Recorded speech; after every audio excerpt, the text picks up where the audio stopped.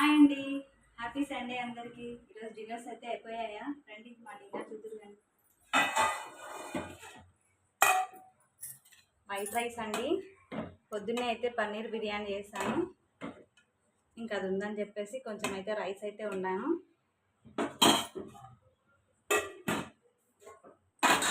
Curry అయితే కీమా అండి.